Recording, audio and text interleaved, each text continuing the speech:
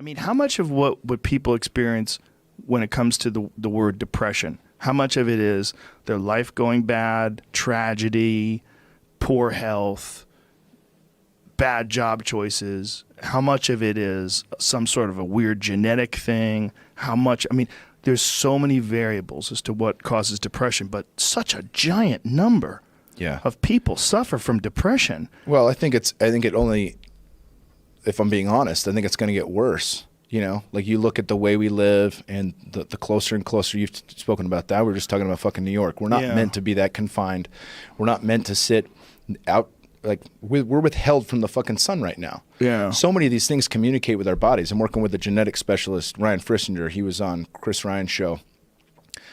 Sunlight influences 500 on-off switches on our epigenetic level. For the good, unless you fucking overdo it, right? 500. 500 plus on-off switches in our DNA are affected by sunlight positively, right? I mean, that's why they look at vitamin D3. Take that for example. They're calling that a hormone now, not a fucking vitamin. Really? Because it's a messenger. That's how much it influences in the body. Incredibly important. So when you think about all these things like being barefoot, being connected to the earth, going in the fucking ocean, science will catch up in certain ways. But we get fixated on the thing. We get fixated on our phones, on whatever TV is going on. We're closed off from other people. We think, communicating through Facebook is the same as being fucking face to face. It's not. And the more we head that direction and we're putting, as you put it, putting fucking shit food in our body for mouth pleasure, that influences the brain, right? 80 to 90% of all of our neurotransmitters are made by the bacteria in our gut. So you think the shit meal is just going to put on 5 pounds. It's not. It might put on 5 pounds, but it's going to fuck your brain up for a while. You make you a little bit more emotional. Fuck with your sharpness, your memory recall. All that's impacted. Sleep's impacted. I wish Michael Walker talked a bit more about that. I just don't think it's in his wheelhouse. I don't think it is. He's just a guy who studies sleep and the effects on it. But fuck, was that illuminating, and eye-opening. That podcast was so important to me. It was fucking fantastic. I think his book is really good, but as far as like dialing in sleep, it's more of this is what happens when you don't sleep. Mm-hmm. Sleep, the book Sleep by Nick Littlehales is probably my favorite because that gives you it's a fucking how-to guide on how to maximize sleep. And when you were younger, lack of sleep didn't affect you the way it affects you now, right? Correct. Yeah. Everything he talks about, like with that shift that you have, that happens in adolescence where you become a night owl, no doubt. And I probably still could stay out a little bit later until having a kid, and then that's your immediate reset. Yeah. Bitch, you're getting up when the sun comes up. Yeah. Be prepared, sir. Get ready. Yeah. It's there's so many different factors that lead to a healthy body, but how much of a healthy body leads to a happy mind? That's where it gets.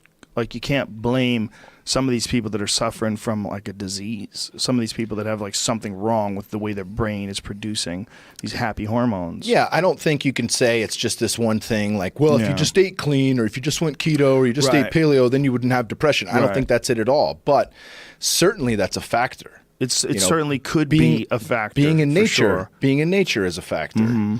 And unpacking trauma. Gabor Mate says at the heart of all fucking addiction is some form of trauma. Yeah, I'm sure. Completely makes sense. Yeah, his theories on that are fascinating. I never thought about it that way. That some form of trauma during your developmental stage has led you to like seek out this weird, crazy feeling and experience. When you have you known many people that have had like serious addictions, like meth or? Oh yeah. Without naming names, people very close to me. Family members have been addicted to meth. Lost a cousin to pills.